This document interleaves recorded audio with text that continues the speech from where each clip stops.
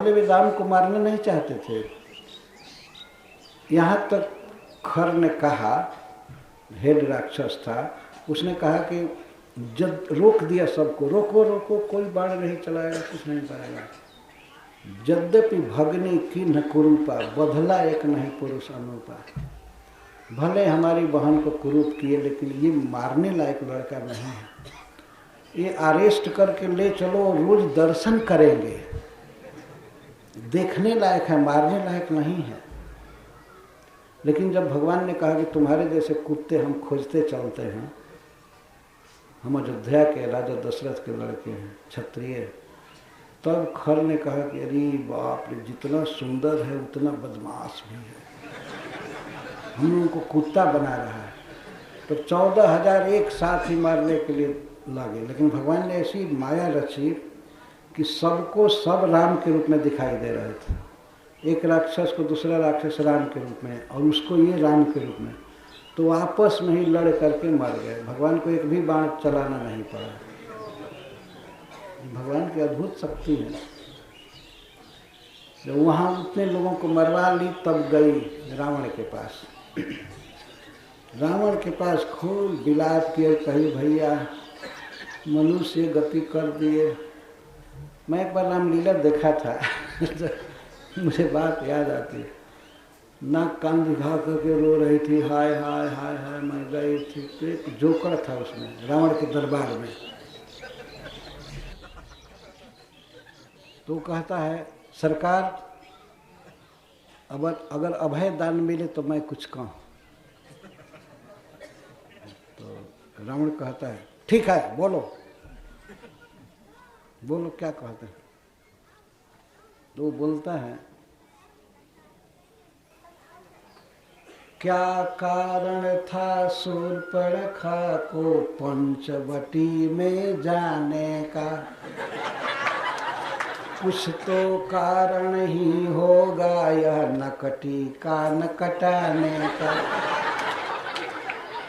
वो रो रही थी, बिलक रही थी। तो जो का कहता है, कुछ क्या कारण था शूर्पणखा को पंचवटी में जाने का, कुछ तो कारण होगा ना, नाक कान काटने का कुछ कारण होगा ना, पूछिए इससे क्यों गई थी। तो रावण इतने पर कहता है, चुप। तो जोकर कहता है, सरकार अभय दान दिए थे इसलिए बोला। ठीक है, चुप रहता है, अब कुछ नहीं कहूँगा।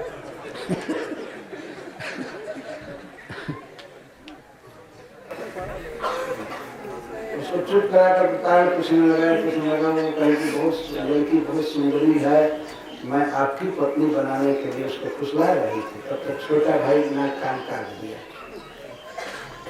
राक्षसों में, असुरों में तो झूठ चलता ही है, सारी बात झूठ बोलना। और वो रावण के लिए वाइफ बनाने गई थी, वही वाइफ बनने गई थी।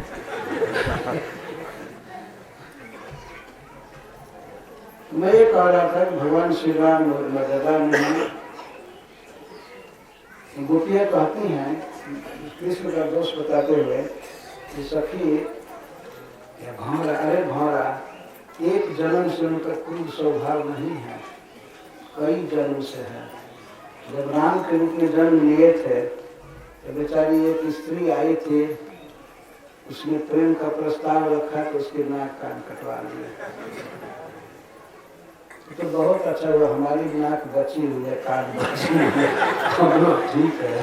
इनका ऐसा स्वभाव, इसलिए हम उनसे प्रेम करेंगे ही नहीं। हुआ कोई संबंध नहीं। ये प्रेम में राधा रानी बोलती जा रही है, 5वें 6वें श्लोक में है। तो इसमें उज्जवल का वर्णन है।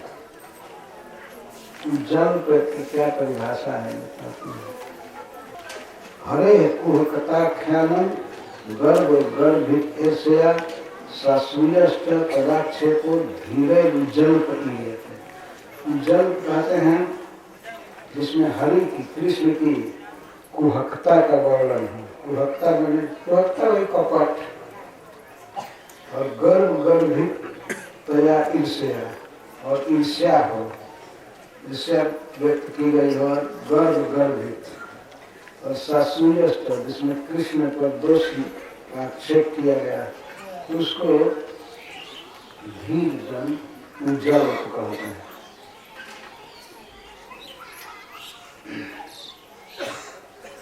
कृष्ण की कुहकता का वर्णन है इसमें। अत्र पूर्वार्धे दिवी भूमि इत्यादि में कुहकता ख्याल। स्वर्ग में, पृथ्वी पर और पाताल में कौन स्त्रियों के लिए बुलाता है?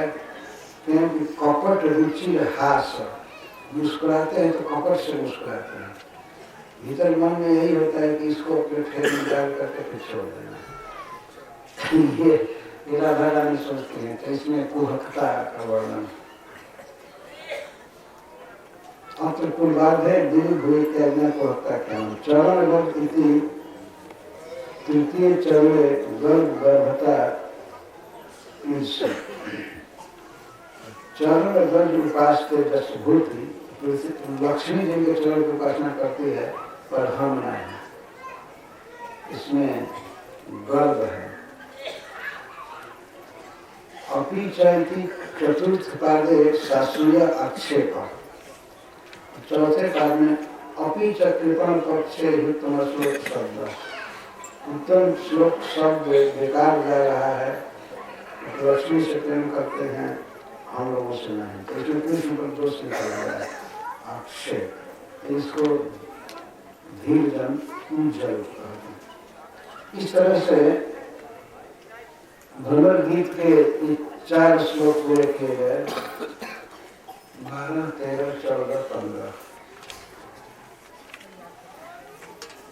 अब और श्लोक है तो धीरे धीरे से कहा जाएगा।